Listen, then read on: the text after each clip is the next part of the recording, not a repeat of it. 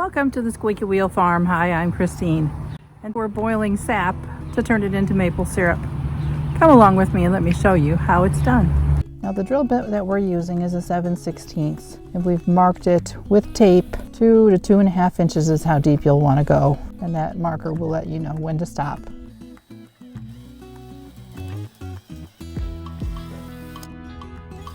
You can see here he's drilling into the tree at about a 45-degree angle. He's going in and out a couple of times so that he can remove that bark and remove the wood that's inside there. And then you just gently tap the spiles into the tree with a hammer. And for us, our sap season is anywhere from mid-January to late February. It's when the temperature drops below freezing at night, but becomes above freezing during the daytime. The latch on the back side corresponds with the lip that's on the bucket. So that kind of helps to support it. And what we're going to do is we will put a lid on this, and then we're going to tie it down with a bungee cord or a tow strap or something, just so that the bucket stays attached to the tree.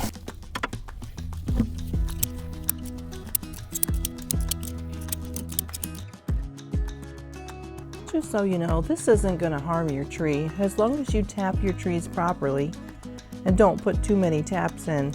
And don't tap a tree that's not healthy. It really isn't going to cause it any trouble. You can tell here is where I tapped last year, but that is completely healed over. There's nothing there but wood.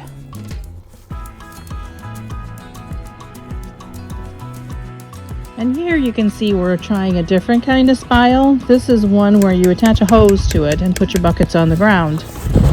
I thought about using this style before, and I was afraid that cleaning the hoses would be too much trouble, but I had a chance to reevaluate that, and what I found is when we use the hoses or the tap with the hoses, we don't have any bugs, we don't have any little bits of bark that fall into our sap.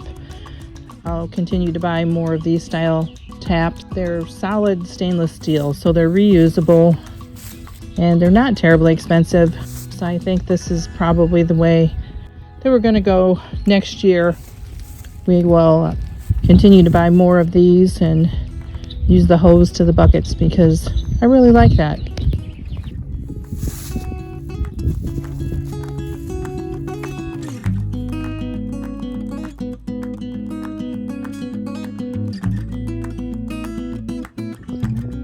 He worked harder than necessary trying to make this level. When he makes my outdoor kitchen in the future, we're going to work at trying to make sure that it's not level. We want the sap to flow towards the valve where we take the sap off, and by having it level, you're going to have to squeegee that out. So by having just a little bit of an incline at the far end, we'll be able to avoid that. I also wanted to mention that we use cinder blocks here, and some of them cracked. What I noticed was the blocks he filled with soil were just fine, but the blocks that extended beyond the fire pit area, where the smoke comes out, those blocks cracked. I'm guessing there was too much of a temperature change from the heat of the fire to the cold air outside in the stack. Next year, he's probably going to use metal flue pipe for the chimney. Now when he builds my permanent stove, it will probably be lined with fire bricks, but I imagine we've got a few more seasons to work out the bugs. And this is what the final stove looks like. My husband bought a sap pan with a warming tray to cook in. It also has a valve on the side to drain the syrup, which is really handy. And there's also a temperature gauge, which is very nice. That really is an upgrade from the electric roasting pan that I was using the last few years. I'll put links in the video description if you're interested in buying one of these pans or any of the taps or supplies that I'm using in this video. By having just a little bit of an incline at the far end, we'll be able to drain all of the sap off just by using the valve and maybe just a little bit of a squeegeeing. So just so you know, this is just a temporary one just for us to try this before he builds the permanent stove. It seems to be cooking it a whole lot faster than in my electric roasting pans. Obviously, can't use cinder blocks because these were not split when we started, and the heat has caused them to split. So in that respect, it is more dangerous. These 2 blocks here in the front, they're just set there to keep the fire roasting and keep it warm so that the wind doesn't blow it out. Obviously, when we need to stoke it up, those blocks come off when we throw some more firewood in there. And these plastic jugs are frozen sap that we had in the freezer that we were working on getting them thawed so we can put them in the cooker and get it all cooked down. But it's working pretty good.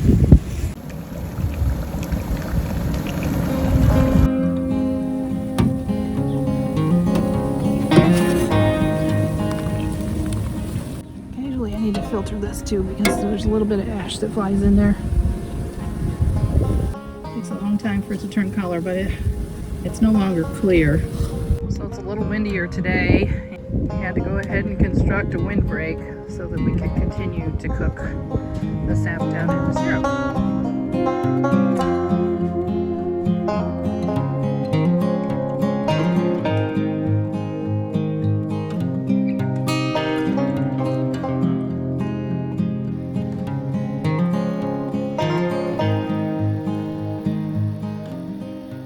I wanted to take a moment to explain what I've got here. This is my hydrometer for testing the syrup. I'm keeping it in a warm jar of water because I don't want to go from room temperature up to 212 or 219 because it might break the glass. But there are 2 scales on this, and if I can find a way to show you, I will. 2 lines, one's for cold and one's for warm, so you have to look at it closely. And what I'm looking for, finished syrup is done at 66 bricks, which would be roughly, there is 60. So I mentioned before I'm using a stainless steel pot. I'm using a wooden spoon. Everything is stainless steel, glass, wood, natural products. I'm trying not to use a whole lot of plastics, and you definitely don't want to use aluminum while you're canning. No walking away. I can say that from experience. Do not walk away. So I don't know if you know this, but if you wanted to make brown sugar, maple sugar, you just continue to cook it at a higher temperature and cook off all of that liquid in it. And there's 219.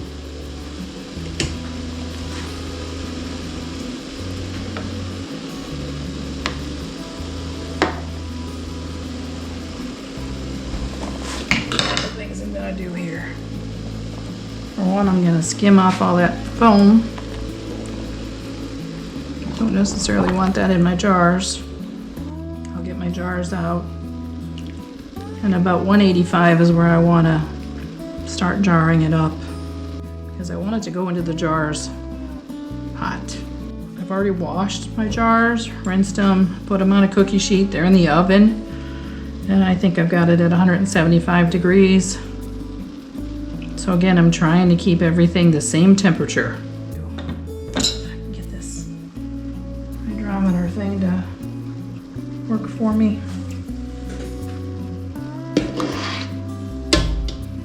Doesn't need to be completely full. Always hold it over the pot. Again, I'm right there at the red line. Let me get some of that syrup off.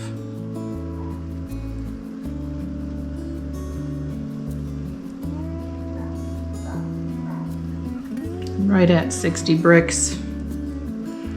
And I'm gonna stop there. Tempting fate way too much today. And you can see all the syrup that is collected on the base of this hydrometer setup. It's already gotten thick. When you're doing syrup, it takes so much effort to watch, and it's over such a long period of time. It's just takes an incredible amount of patience. That it's like sitting and watching paint dry or grass grow.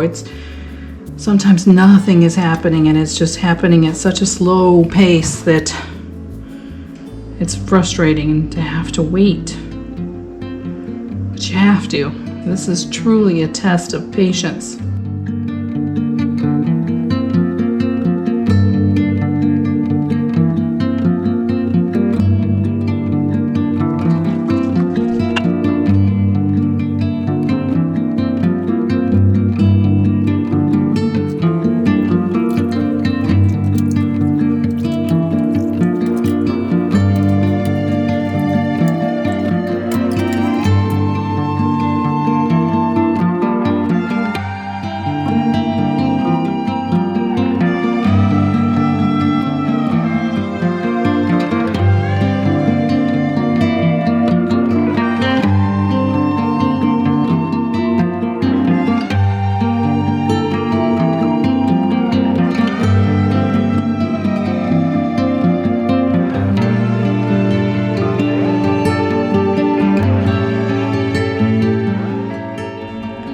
That's all I have for you today.